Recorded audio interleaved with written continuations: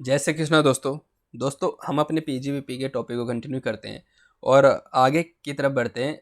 आगे हमारा जो टॉपिक है वो है दोस्तों इन्वेस्टमेंट अलाउंस का। इन्वेस्टमेंट अलाउंस नाम से ही पता चल रहा है कि भाई आप इन्वेस्टमेंट करो, गवर्नमेंट आपको उसके बदले कुछ बेनिफिट दे देगी। इन्वेस्टमेंट करो, गवर्नमेंट आपको बेनिफिट दे देगी कि भाई चलो ऐसा किया है, आपने बहुत अच्छा काम किया है, आपने इन्वेस्टमेंट किया है और इस बिज़नेस में आपने इन्वेस्ट किया है, तो एक काम करो, वो खर्चा जो है जितना भी आपने इन्वेस्टमेंट किया है ना, वो अपनी इनकम से घटा लो। बेनिफिट ऐसे ही देगी। और कैसे देगी? बेनिफिट ये भी दे सकती है, भाई आपने इतने का टर्नओवर कर लिया, इतने का सेल कर लिया, तो चलो जी आपको बेनिफिट देते हैं, आपको इतना परसेंट इंसेंटिव दे देंगे सेल का। दूसरा बेनिफिट ये भी है, लेकिन ये बेनिफिट है इन्वेस्टमेंट अलाउंस का। आप इन्वेस्टमेंट करो और हम आपको डिडक्शन कर देंगे। जैसे 1 करोड़ की मशीनरी खरीद ली, ठीक है, तो 1 करोड़ घटा लो एक बार में ही, ठीक है ना। अदरवाइज क्या करते थे, अगर 1 करोड़ की मशीनरी है तो फिर डेप्रिसिएशन क्लेम करो, और डेप्रिसिएशन कितना क्लेम कर लोगे? जनरल मशीनरी पे 10% है, तो 10% कर करके आप 90, मतलब 9 साल लग जाएंगे पूरे डेप्रेशन के, पूरे मशीनरी के खर्चे को क्लेम करने के लिए। डेप्रेशन बेसिकली खर्चे का क्लेम ही तो है। तो जब डेप्रिसिएशन को 10-10% करके 10 साल लग जाएंगे पूरे असेट के खर्चे को क्लेम करने के लिए। लेकिन अगर आपको कोई ऐसा सेक्शन है जो ये प्रोवाइड करता है कि भाई इन्वेस्टमेंट करो और हम आपको डिडक्शन दे देंगे, अब वो कितना देंगे, कैसे देंगे, वो उसमें हमें पढ़ना पड़ेगा। तो आपके लिए तो बेनिफिट है कि चलो जी इन्वेस्टमेंट पे हमें डेप्रेशन भी मिल रहा है, या फिर डेप्रेशन के साथ साथ कुछ परसेंटेज हमें इन्वेस्टमेंट अलाउंसेस भी मिल रहा है, तो वो हम देखेंगे।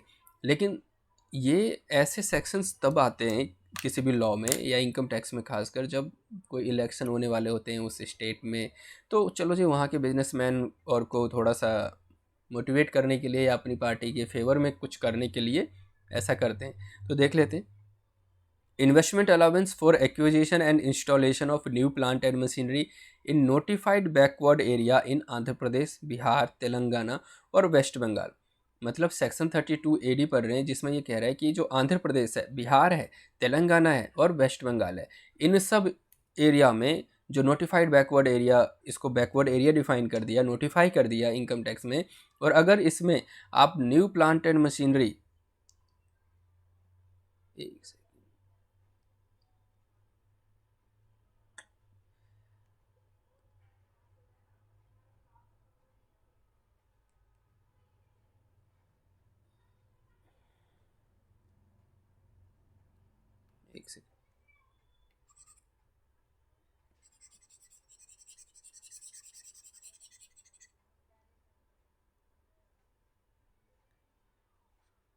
तो आप where an assessee engage in the business of, लेकिन सबको नहीं मिलेगा। अगर कोई एसएससी मैन्युफैक्चरिंग और प्रोडक्शन में लगा हुआ है, मैन्युफैक्चरिंग का काम है या प्रोडक्शन का काम है, अगर वो एक्वायर करता है और इंस्टॉल भी करता है, ये नहीं कि भाई परचेज कर लिया, इंस्टॉल नहीं कर रहे, यूज़ नहीं कर रहे, नाम के लिए परचेज कर लिया है और उसका बेनिफिट ले लेंगे, नहीं।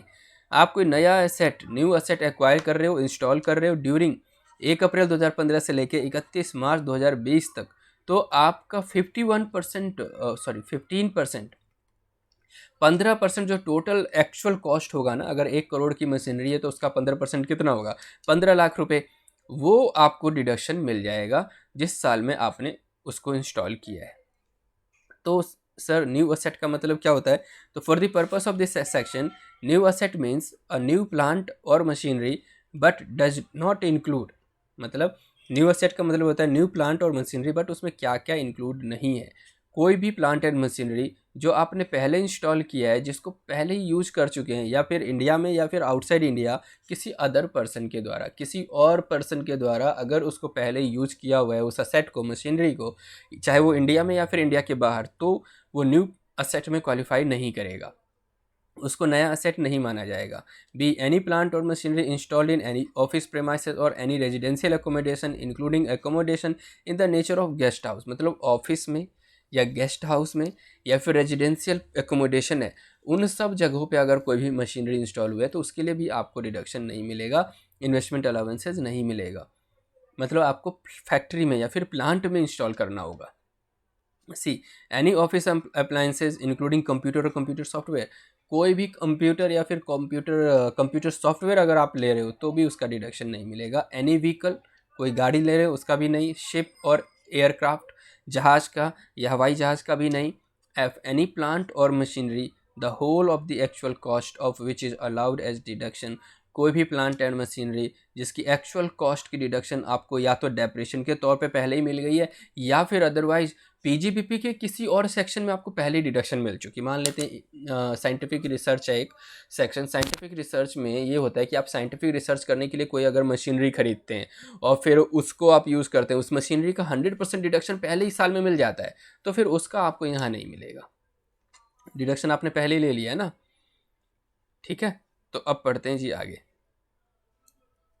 अगला सेक्शन वो साइंटिफिक रिसर्च वाला ही है। अब इसके नोट में क्या है, Whenever any asset is acquired otherwise than by account पे चेक ड्राफ्ट और यूज और इलेक्ट्रॉनिक क्लियर सिस्टम और बैंक, ये तो हर एक सेक्शन में है कि भाई अगर आप कोई एसेट खरीद रहे हो और उसकी पेमेंट अगर कैश में कर रहे हो, मतलब अकाउंट पे ही चेक के थ्रू नहीं कर रहे, बैंकिंग सिस्टम के थ्रू नहीं कर रहे हो, वो 10,000 से ज़्यादा का खर्चा है तो आपको उसकी डिडक्शन नहीं मिलेगी। ये इलेक्ट्रॉनिक फंड ट्रांसफ़र होना चाहिए, ट्रांजेक्शन से रिकॉर्ड होनी चाहिए, इसलिए ये कैश की लिमिट बना दी कि भाई 10,000 से ज़्यादा का कैश का खर्चा नहीं चलेगा। Now moving ahead towards expenditure on scientific research. ये एक्सपेंडिचर ऑन साइंटिफिक रिसर्च के सेक्शन 35 की बात कर रहे हैं। जैसे हमारे देश में मान लेते हैं कि भाई साइंटिफिक रिसर्च होने चाहिए, अभी हम जितने भी फार्मूला है या पेटेंट या फिर जो भी कोई फार्मूला लेते हैं उसके बदले में कॉपीराइट की पेमेंट करनी पड़ती है, पेटेंट की पेमेंट करनी पड़ती है। जैसे हम लोग के पास क्या है, अगर हम लोग के पास पैसे होंगे ना तो हम लोग एंजॉय करेंगे, कहीं वैकेशन पे चले जाएंगे या फिर बड़ी बड़ी कार ले लेंगे, घर ले लेंगे। लेकिन अभी भी कई ऐसे कंट्रीज़ हैं जहाँ पे लोग अभी भी R&D पे बहुत ज़्यादा, मतलब इनोवेशन पे खर्चा करते हैं, रिसर्च एंड डेवलपमेंट पे खर्चा करते हैं। ऐसे कंपनीज़ को वो लोग प्रमोट करते हैं जो रिसर्च एंड डेवलपमेंट पे काम करे। तो उससे क्या होता है कि वो एक ऐसा फार्मूला ढूंढ लेते हैं या फार्मूला डिफाइन कर देते हैं और फिर वही फार्मूला पूरे दुनिया में बेचते हैं। एक फार्मूले पे वो लोग इतना खर्च करते हैं, फिर हम भी क्यों ना करें। हमारे यहाँ भी ऐसी ऑर्गेनाइजेशन होनी चाहिए जो उस फार्मूले को कुछ नया इनोवेशन की तरफ बढ़े हम। क्योंकि असली असेट जो है आज के इकोनॉमी में वो है आपके पास कितने सारे नो हाउ है, मतलब इंटेंजिबल असेट कितने हैं जो आप पूरी दुनिया को दे सकते हो, जिसके बदले आप पेटेंट कॉपीराइट की इनकम क्लेम कर सकते हो। तो उसको प्रमोट करना होगा और वो गवर्नमेंट की पॉलिसी डिफाइन करती है कि भाई वो किस सेक्टर को प्रमोट करना चाहती है। तो इन्होंने साइंटिफिक रिसर्च को भी प्रमोट करने के लिए उन्होंने बोला ऐसा करते हैं आप ना इन एक उन्होंने लिस्ट डिफाइन कर दी इस सेक्शन में कि अगर आप इन से रिलेटेड काम कर रहे हो या इन से रिलेटेड बिजनेस सेटअप कर रहे हो, इनको पैसा दे रहे हो, इनके अंदर इन्वेस्टमेंट कर रहे हो, तो आपको हम डिडक्शन दे देंगे। और कहीं कहीं तो 100% और कहीं कहीं तो 150% की डिडक्शन दे देंगे, 150% की डिडक्शन दे देंगे। वो ऐसा इसलिए कि भाई 100 रुपये का मतलब 1 करोड़ का आपने खर्चा कर दिया ना, 1.5 करोड़ की डिडक्शन ले लो, ताकि प्रमोट तो हो, इस इंडस्ट्री की तरफ लोगों का ध्यान तो जाए, लोग डोनेशन करें, इन्वेस्टमेंट करें ऐसी कंपनीज में जो इनोवेशन और रिसर्च एंड डेवलपमेंट पे काम करते हैं, साइंटिफिक रिसर्च पे काम करते हैं। जैसे कि हमारे खुद का सैटेलाइट हम खुद क्यों नहीं बना लेते, है ना, खुद की ही रिसर्च क्यों नहीं कर लेते साइंटिफिक, जो भी हमें करना है। जैसे इसरो हमारी है, इसरो जो मंगलयान चलता है, चंद्रयान है, जो भी है ना, मार्स के मिशंस होते हैं, तो इन सब पे हम खुद क्यों ना करें काम। तो इसके लिए ऐसा आप पॉलिसी बनाओ, है ना। पॉलिसी के बिना कैसे काम होगा, पॉलिसी से सपोर्ट मिलता है लोगों को। तो ये एक सेक्शन लेके आए कि आप ये सब बिजनेस करो। अब मान लो जैसे आपके देश में होटल इंडस्ट्री को बढ़ावा देना है, होटल्स खुलने चाहिए, फॉरेनर जब आए तो वो उनको अच्छी अच्छी सुविधाएं मिलनी चाहिए। तो गवर्नमेंट बोलेगी ना ठीक है भाई होटल बनाओ, तुम 5 5 स्टार होटल बनाओ या 3 स्टार होटल बनाओ, हम तुम्हारा सारा खर्चा डिडक्शन दे देंगे, अलाउंस दे देंगे, है ना। सब्सिडी तो ये होती है कि भाई आपको ना रिटर्न कर देंगे अमाउंट, लेकिन अलाउंस में क्या होता है, आप खर्चा करो, आप उसका डिडक्शन ले लेना। आपकी 100 करोड़ आपने कमाए, 90 करोड़ आपकी खर्चे या इन्वेस्टमेंट है, 90 करोड़ पूरा डिडक्शन ले लो, 10 करोड़ पे पैसा दे दो टैक्स, ठीक है। और अगर वही डिडक्शन नहीं देंगे तो 100 करोड़ पे देना पड़ेगा, 100 करोड़ की इनकम कैलकुलेट हो जाएगी। चलो जी देखते हैं, आई थिंक समझ में आ गया होगा ये कॉन्सेप्ट क्या है साइंटिफिक रिसर्च का। अब पढ़ते हैं। The term scientific research means any activity of the extension of knowledge in the field of natural or applied sciences including agriculture, animal husbandry और fisheries to promote scientific research. मतलब जहाँ पे knowledge को बढ़ाने के लिए काम हो रहा है, एक्सटेंशन ऑफ नॉलेज किस फील्ड में, नेचुरल फील्ड में, अप्लाइड साइंस के फील्ड में, चाहे उसमें एग्रीकल्चर है, एनिमल हस्बेंड्री है, फिशरीज़ हैं। फिशरीज़ में तो वो जो मछली और का काम करते हैं, मछली को पालने वाला, ये सब to promote scientific research section 35 provide tax incentive. Scientific research को प्रमोट करने के लिए सेक्शन 35 आपको क्या प्रोवाइड करता है? टैक्स इंसेंटिव प्रोवाइड करता है।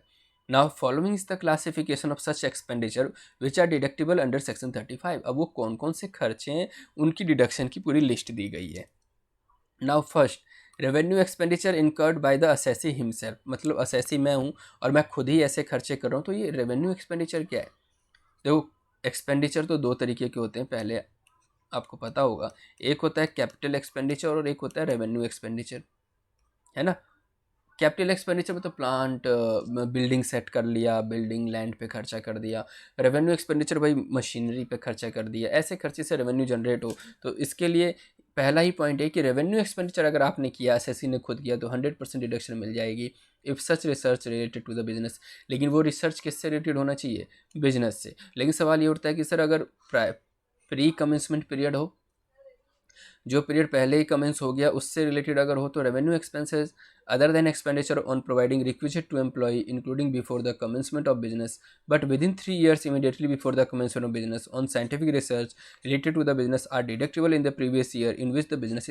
मतलब एम्प्लॉय से related other than expenditure on providing perquisites to employ, employ को जो परक्यूजिट्स कोई अदर अलाउंसेस दिए उनको छोड़कर जितने भी रेवेन्यू नेचर के खर्चे हैं पिछले 3 साल में आपने किया है ना, तो जिस साल में बिजनेस आपने शुरू किया उसी साल में डिडक्शन ले लेना, पूरा के पूरे 100% ले लेना। However the deduction is limited to the extent it is certified by the prescribed authority. Such expense में be expenditure on purchasing material using scientific research salary paid to, मतलब सैलरी दे दिया, मटेरियल परचेज किया। तो अगर हम पहले point को कवर करें जो हमने अभी पढ़ा है 35(1)(1), ये क्या कहता है कि अगर आपने रेवेन्यू एक्सपेंडिचर किया है, असेसी ने खुद ही किया है और वो बिजनेस से रिलेटेड किया है, तो आपको रेवेन्यू एक्सपेंडिचर का 100% डिडक्शन मिल जाएगा। साथ ही साथ में अगर पिछले 3 साल में प्री कमेंसमेंट पीरियड, मतलब बिजनेस कमेंसमेंट से पिछले के 3 साल हैं, उन 3 सालों में भी जो आपने खर्चा किया है ना, वो बिजनेस कमेंस जिस साल में आपने बिजनेस शुरू कर दिया है उस साल में उसकी 100% डिडक्शन ले लेना। बट आपको ध्यान रखना है कि भाई एम्प्लॉयज़ को जो परक्यूजिट मिला है, परक्यूजिट मतलब सैलरी के अलावा जो चीज़ें सुविधाएं मिली है उसकी डिडक्शन आपको नहीं मिलेगी। I hope it is clear. अब आगे बढ़ते हैं। कंट्रीब्यूशन मेड टू आउटसाइडर्स, पहला क्या था? खुद असेसी ने खुद ही अपने बिजनेस के लिए किया है। अब कंट्रीब्यूशन कर रहे हैं किसको? आउटसाइडर्स को कर रहे हैं। आउटसाइडर्स कुछ भी हो सकती है, कोई इंस्टीट्यूट को कर रहे हैं, कोई लेबोरेटरी को कर रहे हैं, किसी अदर कंपनी को कर रहे हैं। तो जब हम कंट्रीब्यूट कर रहे हैं, जी अपना कोई बिजनेस ऐसा है नहीं लेकिन मैं कंट्रीब्यूट कर रहा हूँ किसी अदर कंपनी को, जो या अदर इंस्टीट्यूट या अदर लेबोरेटरीज को, जैसे आईआईटी है, ये सब काम करते हैं साइंटिफिक रिसर्च पे, है ना।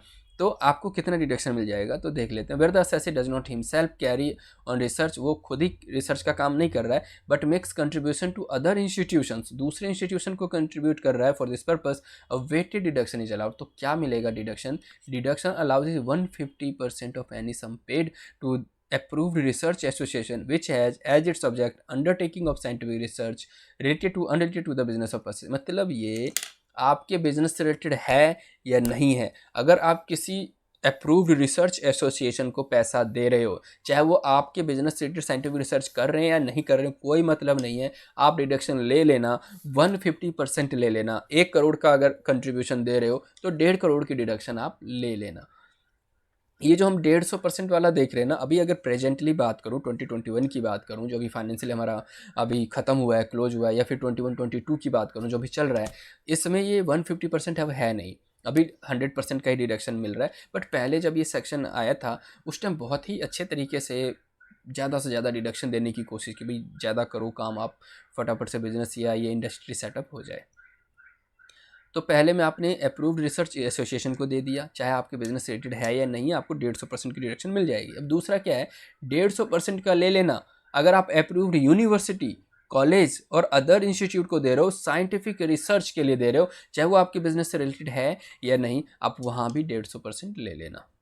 Now see, deduction allowed is 100% of any sum paid to an approved association which has its object the undertaking of research in social science or statistical science or an approved university, college और other institution for use of research in social science और statistical research related to unrelated to the business. मतलब अब आप ऐसे institute को university को दे रहे हो जहाँ पे साइंटिफिक नहीं हो रहा है, स्टैटिस्टिकल साइंस के लिए हो रहा है, मतलब कोई डाटा पे काम कर रहा है, डाटा निकालना है, स्टैटिक्स तैयार करने, तो आपको 150% नहीं, वहाँ पे कितना डिडक्शन मिलेगा आपको 100%, मतलब 100% डिडक्शन आपको मिल जाए। अगर मैं इन शॉर्ट बोलूँ, आपने किसी अप्रूव्ड रिसर्च एसोसिएशन को दे दिया, चाहे आपके बिजनेस से रिलेटेड है या नहीं, आपको 150% की डिडक्शन मिल जाएगी। 1 करोड़ का खर्चा करो, 1.5 करोड़ की डिडक्शन ले लेना।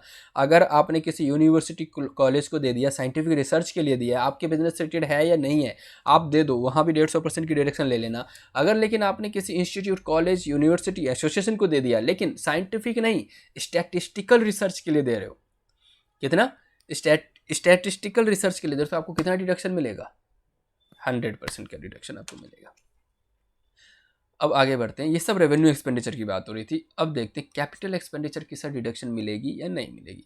तो capital expenditure incurred by N assessee himself, अगर कैपिटल एक्सपेंडिचर असेसी खुद ही कर रहा है, कैपिटल एक्सपेंडिचर असेसी खुद ही कर रहा है, अपने लिए कर रहा है, तो फिर 100% की डिडक्शन मिल जाएगी if such research related to his business. लेकिन अगर वो रिलेटेड उसके बिजनेस से रिलेटेड हो, तो ऐसे केस में आप कर सकते हो। लेकिन excluding cost of land, land का डिडक्शन तो नहीं ही मिलेगा। लैंड का डिडक्शन कैपिटल एक्सपेंडिचर में भी नहीं मिलेगा, तो मिलेगा किसका? बिल्डिंग का मिल जाएगा, कंस्ट्रक्शन कॉस्ट का मिल जाएगा। कैपिटल नेचर के खर्चे आपने किए, ट्रांसपोर्ट के लिए अगर पर्सनल मतलब एम्प्लॉय को ट्रांसपोर्टेशन पे भी खर्चा किया है किसी फिक्स असेट को क्रिएट करने के लिए, तो भी मिल जाए, अदर देन लैंड। ठीक है ना?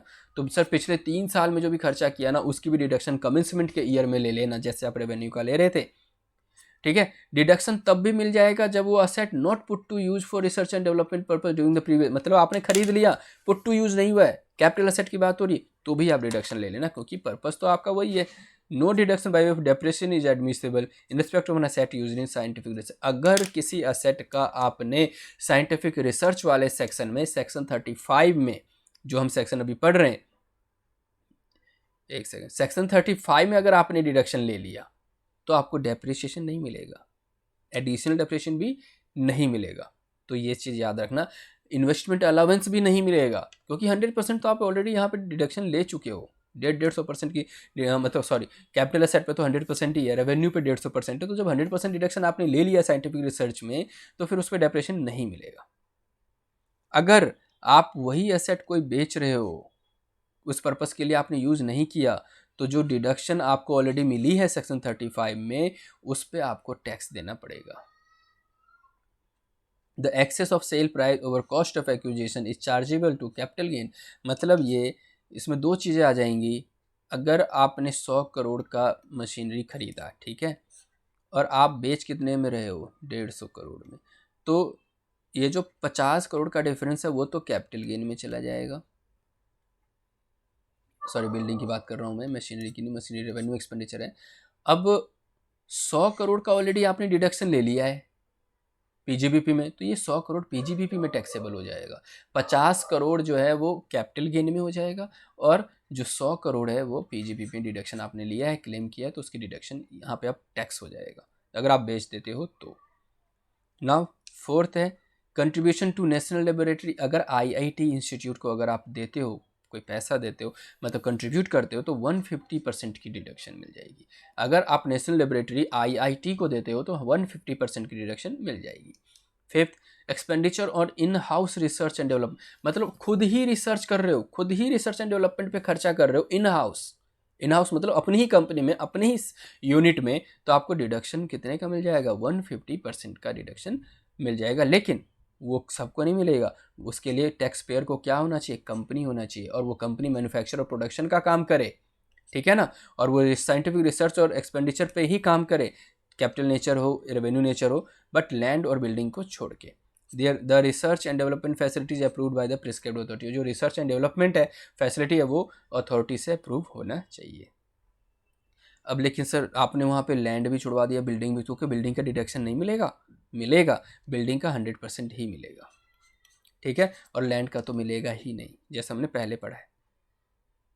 अब इस सेक्शन में कुछ चीज़ें और हैं जो हम इसको ख़त्म कर ही देते हैं। सिक्स्थ है contribution to a company to be used by such company for scientific research, मतलब आप किसी अदर कंपनी को कंट्रीब्यूशन दे रहे हैं, अदर कंपनी को कंट्रीब्यूट कर रहे हैं और वो साइंटिफिक रिसर्च पे काम कर रहा है, तो आपको 100% का ही डिडक्शन मिलेगा।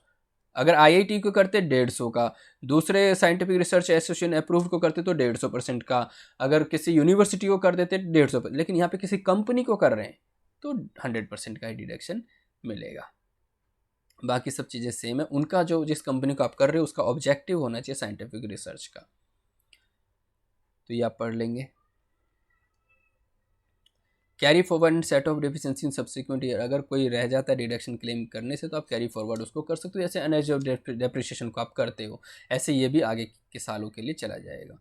अब हमारे पास जो नेक्स्ट सेक्शन है 35A-B-A 35D, तो कुछ और इंपॉर्टेंट सेक्शन है वो हम अपने नेक्स्ट लेक्चर में कंटिन्यू करेंगे। तो दोस्तों मिलते हैं नेक्स्ट लेक्चर में अपने आगे के टॉपिक्स को कवर करने के लिए, तब तक के लिए गुड बाय फ्रेंड्स।